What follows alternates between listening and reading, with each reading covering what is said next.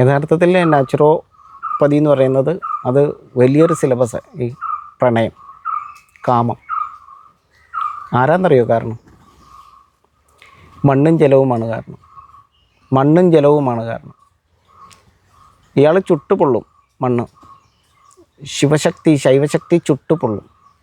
ചുട്ടുപൊള്ളുമ്പോഴാണ്, അതായത് കോപത്താൽ, താപത്താൽ, കാമത്താൽ വിവശനാകുമ്പോഴാണ് ഈ വൈഷ്ണവശക്തി, ഈ നിൽക്കുന്ന വൈഷ്ണവശക്തി ആ ഭാവത്തെ തിരിച്ചറിഞ്ഞിട്ട് ഇത് രൗദ്രഭാവത്തിലേക്ക് പോകും എന്ന് മനസ്സിലാകുമ്പോഴാണ് ഈ കടലിൽ കിടക്കുന്ന ജലത്തെ ഇവിടെ എത്തിച്ച് ഈ ശിവൻ്റെ മാറിൽ ചേർത്ത് വയ്ക്കുന്നത്.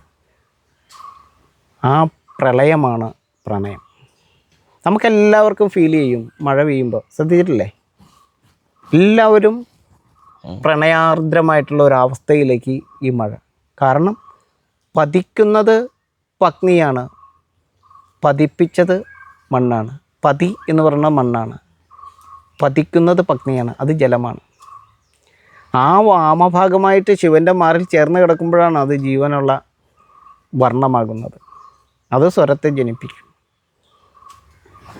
അപ്പോൾ പ്രണയത്തിൻ്റെ ദേവതാ സങ്കല്പം എന്ന് പറഞ്ഞാൽ ശിവനാണ്, അത് പാർവതിയാണ്. മണ്ണും ജലവും ചേർന്നിരിക്കുമ്പോഴാണ് അത് സാധ്യമാവുന്നത്. 7 കടലും 7 കരയും ചേരുമ്പോൾ മാത്രമാണ് പ്രണയത്തിൻ്റെ ഗോളമായിട്ട്, ബീജഗോളമായിട്ട്, ജീവൻ്റെ രാജധാനിയായിട്ട് അല്ലെങ്കിൽ ജീവരഥമായിട്ട് ഭൂമി മാറുന്നത്.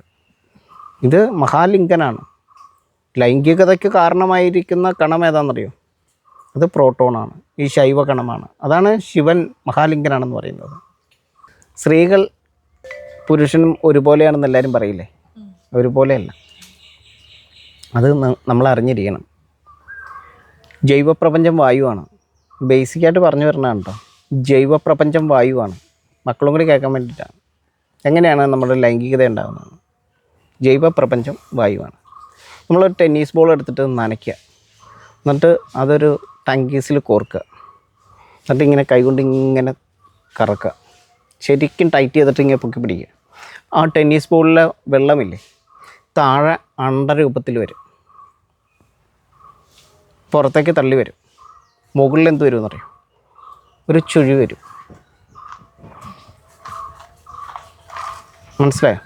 ഇങ്ങനെ വളരെ ശക്തമായിട്ട് കറക്കുമ്പോൾ വെള്ളത്തിൽ ചുഴി ഉണ്ടാവില്ലേ, അതുപോലെ ഈ ടെന്നീസ് ബോളിൻ്റെ മുകളിൽ ഈ നനഞ്ഞ ജലം ഒരു ചുഴിയായിട്ട് രൂപപ്പെടും, താഴെ ഈ ജലം അണ്ടമായിട്ട് രൂപപ്പെടും. പിടികിട്ടിയോ?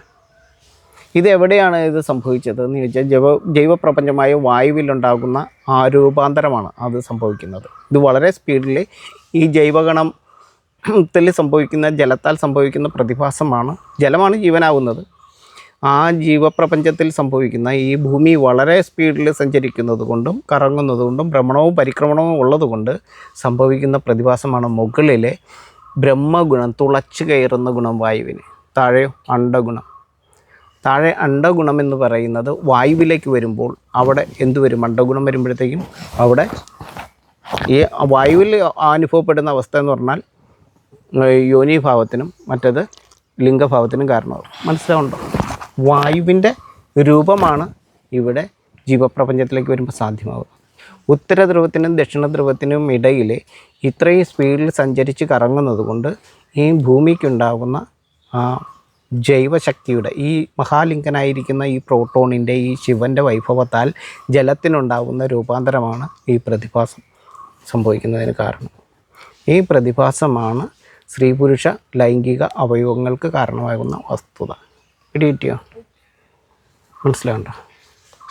അപ്പോൾ താപഗുണം മുകളിൽ നിന്നും ശൈത്യഗുണം താഴെ നിന്നും വന്നിട്ടാണ് ഉത്തര ധ്രുവത്തിനും ദക്ഷിണ ധ്രുവത്തിനും ഇടയിൽ ജീവൻ വെണ്ണ പോലെ അടിയുന്നത്.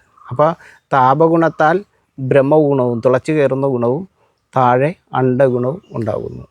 ഇത് തന്നെയല്ലേ ശിവലിംഗം കൊണ്ട് ഉദ്ദേശിക്കുന്നത്? അതെ, ശിവലിംഗം ഇതാണ്. ഈ മണ്ണാണ് ശിവലിംഗം.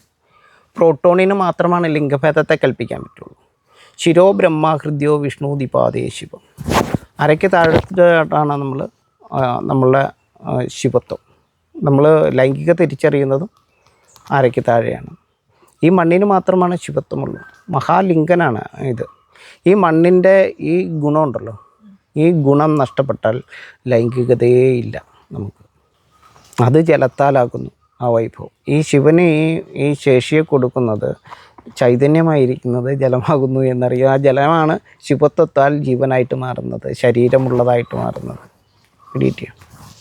അപ്പോൾ ആ ശിവനും പാർവതിയും മണ്ണും ജലവും ഈ പ്രോട്ടോണിലെ 2 കണങ്ങളായിരിക്കുന്നു. പ്രോട്ടോണിലെ പോസിറ്റീവ് കണമാണ് മണ്ണ്, ഭാരക്കൂടുതലുള്ളതാണ്. പോസിറ്റീവ് കണത്തോട് ചേർന്ന് നിൽക്കുന്ന നെഗറ്റീവ് കണമാണ് ജലം. ഇത് രണ്ടും ചേരുമ്പോഴാണ് പ്രോട്ടോൺ എന്ന് പറയുന്ന പോസിറ്റീവ് കണം രൂപപ്പെടുന്നത്. അപ്പോൾ എങ്ങനെയാണ് ഈ വൈഭവം ഉണ്ടാകണമെന്നറിയോ? ഇതിന് കാരണം എന്താണോ? ഇനി ഇതിന് ഭാവം കൊടുക്കുന്ന ആരാന്നറിയോ? ഈ ലൈംഗിക ഭാവം കൊടുക്കുന്ന ആരാന്നറിയോ? നമുക്ക് ലൈംഗിക ശക്തി ഉണ്ട്, പക്ഷെ ഭാവം ഉണ്ടായിട്ട് അല്ലേ കാര്യമുള്ളൂ. അഗ്നിയാണ് പുരുഷൻ്റെ ലൈംഗിക വൈഭവത്തിന് കാരണം, ആ ഭാവത്തെ കൊടുക്കുന്നത്. ആകാശമാണ് സ്ത്രീക്ക് ലൈംഗിക ഭാവത്തെ കൊടുക്കുന്നത്. അതായത് നമ്മളുടെ ആത്മശക്തിയിലേക്ക്, ആത്മശക്തി എന്ന് പറയുമ്പോഴത്തേക്കും ഇലക്ട്രോണിൻ്റെ വൈഭവമാണ്, ദൈവഗണം. ആ ദൈവഗണത്തിൽ അഗ്നിക്ക് കൂടുതൽ പ്രാധാന്യം ഉണ്ടാകുമ്പോൾ അത് പുരുഷനായിട്ടും, ആത്മശക്തിയിൽ ആകാശത്തിന് പ്രാധാന്യം കൂടുമ്പോൾ അത് സ്ത്രീഭാവമായിട്ടും വരും. അത് കണ്ടാൽ എങ്ങനെ തിരിച്ചറിയണമെന്നറിയാം? ഹെയറിൻ്റെ വളർച്ച കൂടുതലായിരിക്കും സ്ത്രീകൾക്ക്. ആണുങ്ങൾ മുടി വെട്ടിയാൽ കുഴപ്പമൊന്നുമില്ല, പെണ്ണുങ്ങൾ മുടി വെട്ടിയാൽ ചൈതന്യം കുറയും, ശക്തി കുറയും, രോഗം ഭവിക്കും. അപ്പോൾ ഇത് ഈ പ്രപഞ്ചത്തെ കൂടുതലായിട്ട് അടുത്ത് പഠിക്കുമ്പോൾ നമുക്ക് മനസ്സിലാവാൻ പറ്റും. ഇവരെല്ലാവരും തലയിലൊരു സീലടിച്ചിട്ടുണ്ട് ഭൂമിയുടെ, കണ്ടിട്ടുണ്ടോ? മൂട്ടയ്ക്കോട്ട് ആനയ്ക്കോട്ട് എല്ലാത്തിനും ഒരു ചുഴിയില്ലേ, കണ്ടിട്ടുണ്ടോ തലയിൽ? അത് മേഡ് ഇൻ എർത്ത് പറഞ്ഞൊരു സീല. അത് വെച്ചോണ്ട് വേറെ എവിടെ പോയാലും ജീവിക്കാൻ പറ്റില്ല, ഇതിവിടെ മാത്രം നടക്കും. അതെ, അതാണ് സീല്. ആ സീല് ഇവിടെ മാത്രം, ഇവിടെ ജീവിക്കുക. എല്ലാ ജീവജാലങ്ങൾക്കും ആ സീലുണ്ട്. ആണിനും പെണ്ണിനും ഒക്കെ സീലടിച്ചു കൊടുത്തിട്ടുണ്ട്. ആ സീല് ഇവിടെ നിന്നല്ലാണ്ട് വേറെ ചന്ദ്രനിൽ പോയി ജീവിക്കാമെന്ന് പറഞ്ഞാൽ നടക്കില്ല, അല്ലെങ്കിൽ വേറൊരു പ്ലാനറ്റിലേക്ക് പോകണമെന്ന് പറഞ്ഞാലും നടക്കില്ല. ഈ സീൽ ഇവിടെ മാത്രമേ ഉള്ളൂ. രസകരമായിട്ടുള്ള സയൻസാണത്. ഇതിനകത്ത് വേറൊരു സംഭവം എന്ന് പറഞ്ഞാൽ, പുരുഷൻ സ്നേഹത്തിൽ നിന്ന് ജ്ഞാനത്തിലേക്ക് സഞ്ചരിക്കുക, സ്ത്രീ ജ്ഞാനത്തിൽ നിന്ന് സ്നേഹത്തിലേക്കാണ് സഞ്ചരിക്കുന്നത്. അതുകൊണ്ടാണ് പെണ്ണുങ്ങൾ സ്നേഹിച്ചു പോകുന്നത്, സ്നേഹിച്ച് പുറപ്പെട്ടു പോകും. ആണുങ്ങൾ അമ്മയുടെ സ്നേഹത്തിൽ നിന്നും, അല്ലെങ്കിൽ അമ്മമ്മയുടെ, അച്ഛൻ്റെ, ഉള്ളവരുടെ ആ സ്നേഹത്തിൽ നിന്ന് ജ്ഞാനത്തിലേക്കാണ് സഞ്ചരിക്കുന്നത്. ഇങ്ങനെ ക്രോസ് ചെയ്താൽ സഞ്ചരിക്കുക. അപ്പോൾ ആർക്ക് തെറ്റുപറ്റുമെന്നറിയാം? സ്ത്രീകൾക്ക് തെറ്റുപറ്റും. സ്നേഹമാണ് തേടുന്നത്, ജ്ഞാനമാണോ തേടുന്നത്? സ്ത്രീകൾ തേടുന്നത് സ്നേഹമാണ്, ജ്ഞാനമല്ല. പക്ഷെ ബേസായിട്ട് എന്തുണ്ടാവണം? സ്നേഹം ഉണ്ടെങ്കിൽ ആ സ്നേഹം വെച്ചുകൊണ്ട് ജ്ഞാനത്തെ തപ്പാവുള്ളൂ, അല്ലെങ്കിലോ ട്രാപ്പിലായി പോകും. മനസ്സിലാവണം? സ്ത്രീകൾക്ക് വഴിതെറ്റുന്നത് അവിടെയാണ്. അറിവായിരിക്കണം നമ്മളെ നയിക്കേണ്ടത്. ഇത് രണ്ടും ഉണ്ടെങ്കിൽ ബാക്കി കറക്റ്റാണ്. പിന്നെ ഇതിനകത്തും ഒരുപാട് സിലബസ് ഇനിയുണ്ട്. നമ്മളൊന്നും ഇപ്പം നമ്മൾ ജീവിതത്തെ ആസ്വദിക്കുന്നില്ല ആരും എന്ന് ഞാൻ പറയും. കാരണം ഈ 2 കാര്യം ഞാൻ പറഞ്ഞില്ലേ, ഇതുപോലെ തന്നെയാണ് ഈ കാമത്തിലേക്ക് വരുമ്പോഴും ഈ സിലബസിൽ ഒരുപാട് മാറ്റമുണ്ട്. അതായത് സ്പർശം, രസം, ഗന്ധം, രൂപം, ശ്രവണം എന്ന് പറയുന്നത് സ്ത്രീകൾക്ക് ഓരോ ഓർഡറാണെങ്കിൽ നേരെ തിരിച്ചുള്ള ഓർഡറാണ് പുരുഷന്. അങ്ങനെ വരും. അപ്പോൾ അതിൻ്റെ സിലബസ് വളരെ വലുതാണ്. ആ സിലബസ് അറിയാവുന്നിടത്തോളം, അറിയാൻ പാടില്ലാത്തടത്തോളം കാലം ദാമ്പത്യം എന്ന് മാത്രമല്ല നമ്മൾ ഒന്നിനെയും വേണ്ട രീതിയിൽ കാണില്ല.